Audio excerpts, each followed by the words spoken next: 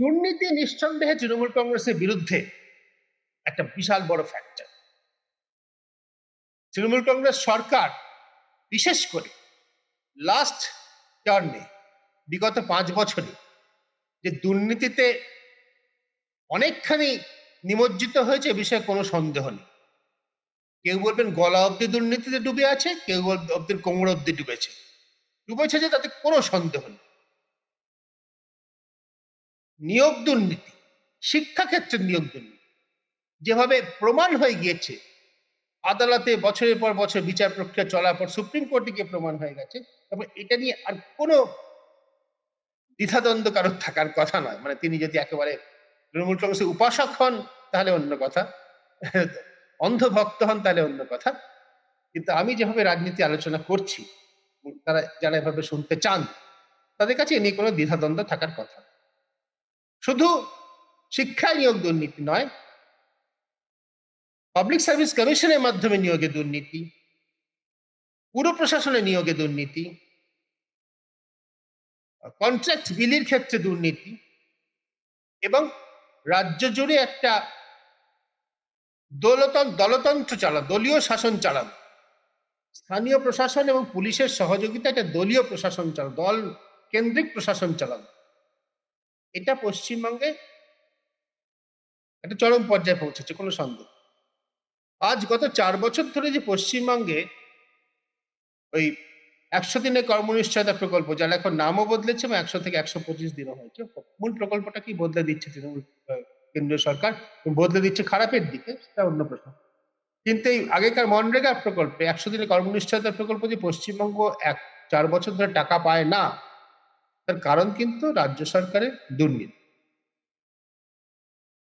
আমি টাকা না পাওয়াটাকে জাস্টিফাই করছি না। রাজ্য সরকারের কিছু অফিসারের দুর্নীতি, কিছু রাজনৈতিক নেতার দুর্নীতির ফলে রাজ্যের লক্ষ লক্ষ কোটি কোটি সাধারণ মানুষ বঞ্চিত হবেন কেন, এটা একটা বড় প্রশ্ন। সুপ্রিম কোর্ট আগস্ট মাস থেকে কাজ শুরু করতে বলেছিল, তাও কিন্তু করা হয়নি এখনো পর্যন্ত। ফলে এই খাতে পশ্চিমবঙ্গের মানুষকে বিপাকে ফেলার জন্য তৃণমূল কংগ্রেস সরকার দুর্নীতির দ্বারা দায়ী, কেন্দ্রে বিজেপি সরকার উদাসীনতার জন্য, গাফিলতির জন্য দায়ী। আমি কিন্তু উভয়কেই দায়ী করি। কারণ সুপ্রিম কোর্ট রাজ্য সরকারের বিরুদ্ধে সমস্ত রকম ব্যবস্থা নেওয়া যাবে, রাজ্য সরকারের বিরুদ্ধে সমস্ত আধিকারিকদের বিরুদ্ধে তদন্ত চালানো যাবে, এই সমস্ত কিছু বলার পরেও সুপ্রিম কোর্ট বলেছিল আগস্ট মাস থেকে কাজ শুরু করবে। কাজ এখনো শুরু হয়নি। সুপ্রিম কোর্টের নির্দেশ পশ্চিমবঙ্গে মানুষ বঞ্চিতই রয়ে গিয়েছে। এইখানে রাজনীতির প্রসঙ্গটা আসছে এবং দুর্নীতিতে ক্ষতিগ্রস্তদের প্রসঙ্গটা আসছে। প্রধানমন্ত্রী ব্রিগেডের জনসভায় কি বলে গিয়েছেন? বলে গিয়েছেন যে কেন্দ্রীয় সরকারের বিভিন্ন জনবাদী প্রকল্প, অর্থাৎ কিনা যে সমস্ত প্রকল্পে সরাসরি উপভোক্তার কাছে, সরাসরি মানুষের কাছে কেন্দ্র সরকারের সাহায্য পৌঁছয়, কেন্দ্র সরকারের প্রকল্পের দ্বারা মানুষ সরাসরি উপকৃত হন, সে সমস্ত প্রকল্পের সুযোগ পশ্চিমবঙ্গে মানুষ পাচ্ছে না। কারণ রাজ্য সরকার সেগুলো করতে দিচ্ছে না। রাজ্যে নতুন সরকার গঠন হলে, বিজেপি সরকার গঠন হলে সে সমস্ত সুবিধা মানুষ পাবে। নির্দিষ্ট করে রাস্তা, বাড়ি, পানীয় জল, স্বাস্থ্য, এগুলো তিনি উল্লেখ করেছেন। এই সমস্ত প্রকল্প এবং একই সঙ্গে বিদ্যুৎ, এই সমস্ত প্রকল্পে তিনি উল্লেখ করেছেন যে এই সমস্ত প্রকল্পের সুবিধে মানুষ পাচ্ছে না। ঠিকই পাচ্ছে না। অনেকগুলো ক্ষেত্রে এগুলো পশ্চিমবঙ্গ সরকারের বিকল্প প্রকল্প রয়েছে। তো এটাও ঠিক, এই না পাওয়ার পিছনে পশ্চিমবঙ্গ সরকারের রাজনীতি, পশ্চিমবঙ্গ সরকারের মানে পশ্চিমবঙ্গের রাজনৈতিক দলের, শাসক রাজনৈতিক দলের রাজনীতিও দায়ী। কারণ বিভিন্ন রাজ্য কিন্তু রয়েছে যারা একাধারে নিজেদের প্রকল্প চালু রেখে কেন্দ্র সরকারের প্রকল্পের সুবিধাও মানুষকে পেতে দিচ্ছে, পশ্চিমবঙ্গ সরকার পেতে দিচ্ছে না, এটা ঘটনা। এবার দুর্নীতির কথা যদি আসা যায়, রাজ্য সরকারের যেটা দুর্নীতি, ধরেন আমি শিক্ষাক্ষেত্রে দুর্নীতির কথাটা, এতে ক্ষতিগ্রস্ত কত? চাকরি গিয়েছে 25-26 হাজার মতো মানুষের, এরা সকলেই ক্ষতিগ্রস্ত। অবশ্যই সুপ্রিম কোর্ট পর্যন্ত নির্ধারণ করতে পারেনি, যে বিচার প্রক্রিয়া শেষ পর্যন্ত নির্ধারণ করা যায়নি যে কারা কারা সত্যি দাগী, কারা কারা সত্যি নির্দোষ, যায়নি বলেই একলপ্তে সকলেরই চাকরি গিয়েছে। সেটা যারা যোগ্য প্রার্থী তাদের প্রতি একটা অন্যায় হয়েছে, কিন্তু বিচারটা ওই রকমই হয়েছে, কিছু করার নেই। করার ছিল, রাজ্য সরকার চাইলে এটা আটকাতে পারত।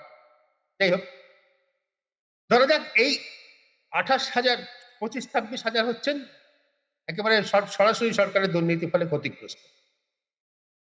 এবার আমি যদি রাজ্য সরকারের যুব সাথী প্রকল্পটার দিকে তাকাই, কিছুদিন আগে যার ঘোষণা করা হয়েছে এবং যাতে রেজিস্টার করেছেন 86 লক্ষ যুবক যুবতী, বয়স 40 বছরের কম হলে রেজিস্টার করলে অনলাইনেও রেজিস্টার করা যাচ্ছে। আমি নিজে এমন ঘটনার কথা জানি যে আইটি সেক্টরে কাজ করেন, প্রভিডেন্ট এমন কোম্পানিতে কাজ করেন যেখানে প্রভিডেন্ট ফান্ডের সুবিধা রয়েছে, তিনি অনলাইনে রেজিস্টার করেছেন এবং তিনি টাকা পাওয়ার জন্য যোগ্য বলে বিবেচিত হয়েছেন, হাতে এখনো টাকা পান। এই যে অকাতরে দাক্ষিণ্য বিতরণ, এর ফলে তো একটা সুবিধাপ্রাপ্ত শ্রেণীও তৈরি হয়েছে। সংখ্যার হিসাবটা আমরা যদি দেখি, ক্ষতিগ্রস্ত 25,000 চাকরি যাওয়া শিক্ষাক্ষেত্র, ধরলাম আরো নানা ক্ষেত্র মিলিয়ে আরো 3 গুণ 75,000, আরো 10% যোগ করে দিলাম 86,000, 10 নয় 12-13% যোগ করে দিলাম 86,000। তাহলে 86,000 মানুষ রাজ্য সরকারের এবং সরকারের শাসক দলের দুর্নীতির ফলে সরাসরি ক্ষতি। আর উপকৃত কত? শুধু যুবসাথী প্রকল্পটা যদি ধরি, অন্য কন্যাশ্রী, বিধবা ভাতা, বয়স্ক ভাতা ইত্যাদি আরো নানা প্রকল্প রয়েছে, শুধু এই প্রকল্প উপকৃত 86 লক্ষ। বা শুধু সংখ্যাটা চিন্তা করুন, একজন ক্ষতিগ্রস্তের জন্য 100 জন উপকৃত। সুতরাং ওই যেটা বলছি আজ, এই জনবধি প্রকল্প ভালো কি মন্দ, ন্যায় কি অন্যায়, সে বিতর্কে আমি আজকে যাচ্ছি না। আজকালকার রাজনীতিতে এটা নর্ম হয়ে দাঁড়িয়েছে, এটাই স্বাভাবিক হয়ে দাঁড়িয়েছে। বিহারে কার্যত ভোটের দিনের আগের দিন মানুষ হাতে 10,000 টাকা করে পেয়েছেন, সরকারি প্রকল্প, সরকারের দেওয়া। কেন্দ্রের শাসক দলের যে জোট, সেই জোট ক্ষমতায় চলে এসেছে। এক্ষেত্রে পশ্চিমবঙ্গের ক্ষেত্রে দেখা যাচ্ছে কিন্তু এই জনবাদী প্রকল্পে উপকৃতের সংখ্যা বহুগুণ বেশি। এবার যদি আমরা একটা হয়তো একটু সরলীকৃত সমীকরণে যাই, যারা উপকৃত তারা তৃণমূল কংগ্রেস অথবা সরকারের শাসক দলের সঙ্গে থাকবেন, আর যারা ক্ষতিগ্রস্ত তারা যুদ্ধে যাবেনই যাবেন। তাহলে কিন্তু সংখ্যার দিকে আমরা দেখতে পাচ্ছি তৃণমূল কংগ্রেসের পক্ষে পাল্লা ভারী। এই অঙ্কর মধ্যে আবারও বলছি, এটা একদম বিশুদ্ধ অঙ্ক, এর মধ্যে কিন্তু কোনো নীতি নৈতিকতা নেই। যুবসাথী প্রকল্পে যেই উদাহরণটা আমি একটা দিলাম, একটাই উদাহরণ আমার জানা আছে দিলাম, প্রভিডেন্ট ফান্ড রয়েছে, তার সুবিধা পান, আইটি সেক্টরে চাকরি করেন এমন ব্যক্তি যুবসাথী প্রকল্পে নাম লিখিয়ে রেজিস্টার করতে পেরেছেন, টাকা পাবেন বলে ঠিক তিনি জানেন। সুতরাং এই প্রকল্প অপব্যবহার হচ্ছে কোনো সন্দেহ নেই। কিভাবে হঠাৎ করে ভোটের আগে একটা প্রকল্প ঘোষণা করা উচিত কি অনুচিত যদি কাউকে জিজ্ঞাসা করা হয়, সুস্থ রাজনীতিতে বিশ্বাসী তারা বলবেন না, উচিত নয়। একই সঙ্গে তিনি বলবেন কারোরই উচিত নয়, যেমন কেন্দ্রে উচিত নয় তেমনি রাজ্যেরও উচিত নয়। কিন্তু সকলেই এটা করছে, এটাই বাস্তব। এই বাস্তবে মাটিতে দাঁড়িয়ে এটা আমরা বলছি তৃণমূল কংগ্রেসের দিকে পাল্লা ভারী, প্রকৃত সংখ্যা বেশি। এই মুহূর্তে এতে কেন্দ্রের শাসক দলে বিজেপির কিছু করার নেই। তারা যে বলছেন, যে কথাটা বলছেন, নরেন্দ্র মোদী নিজেও ব্রিগেডের সভায় এসে বলে গিয়েছেন, সেটা হচ্ছে এই যে পশ্চিমবঙ্গে যদি বিজেপি সরকার আসে তাহলে ডবল ইঞ্জিনের সরকার হবে, যেমন গুজরাটে বহুদিন ধরে চলছে, যেমন অন্য অনেক রাজ্যে বেশ কিছুদিন ধরে চলছে, তাতে উত্তরপ্রদেশে এখন চলছে পরপর 2টো টার্মে। তাতে কি হবে, কেন্দ্রে যে দলের সরকার, রাজ্য সে দলের সরকার, দুজনের মধ্যে সমন্বয় ভালো হবে, দুজনের মধ্যে আদান প্রদান ভালো হবে, দুজনের মতের মিল থাকবে, ফলে হু হু করে উন্নয়নের রথ এগোবে। এখন এটা প্রস্তাব হিসেবে মন্দ নয়, কিন্তু পশ্চিমবঙ্গের ক্ষেত্রে সমস্যাটা হলো যে পশ্চিমবঙ্গের ক্ষেত্রে এই ডাবল ইঞ্জিনের উদাহরণ খুব একটা বেশি নেই।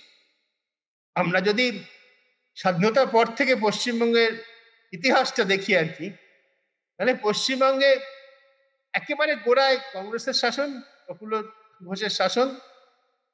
তারপরে স্বাধীনতার পর 10 বছর, স্বাধীনতার 10-15 বছর কাটতে না কাটতেই পশ্চিমবঙ্গে কিন্তু বিরোধী দলের শাসন। বিধানচন্দ্র রায়ের শাসন অবসানের পর থেকেই, হ্যাঁ, বিধানচন্দ্র রায়ের কালের অবসানের পর, তার শাসনের পর থেকেই পশ্চিমবঙ্গে কিন্তু বিরোধী দলের শাসন, যুক্তফ্রন্ট। তারপরে সিদ্ধার্থ শঙ্কর রায়ের আমলে একটা পিরিয়ড, যে সময়টা খুব পশ্চিমবঙ্গের রাজনীতিতে খুব একটা উজ্জ্বল অধ্যায় বলে মনে করা হয় না। একমাত্র সেই সময়, যে সময় এমার্জেন্সি হয়েছে, যে সময় কেন্দ্রে কংগ্রেসই যথেষ্ট নিন্দিত একটা রাজনৈতিক এন্টিটি, সেই সময় একমাত্র পশ্চিমবঙ্গে ডাবল ইঞ্জিন সরকার ছিল। তার বোধহয় একমাত্র সুফল এই নেতাজি ইন্ডোর স্টেডিয়াম, যেটা পশ্চিমবঙ্গবাসী পেয়েছে। তার বেশি কিছু কথা আমি এই মুহূর্তে মনে করতে পারছি না। তারপরে বামফ্রন্টের 34 বছর কেন্দ্রে কখনো বামফ্রন্টের শাসন ছিল না। সামান্য অল্প সময়ের জন্য 1996 থেকে 97-98 মাঝামাঝি পর্যন্ত 2 দফায় দেবেগৌড়া এবং আইকে গুজরালের শাসন কেন্দ্রের প্রধানমন্ত্রী হিসেবে। তার আগে জ্যোতি বসু প্রধানমন্ত্রী হতে না চাওয়া, সে একটা সময় ছোট্ট একটা ব্রিফ পিরিয়ড বলা যেতে পারে, বছর দেড় পৌনে 2 বছরের জন্য আসলে বন্ধু সরকার মতো পশ্চিমবঙ্গে ছিল বলা যেতে পারে। পশ্চিমবঙ্গ কেন্দ্রে পশ্চিমবঙ্গের বন্ধু সরকার ছিল।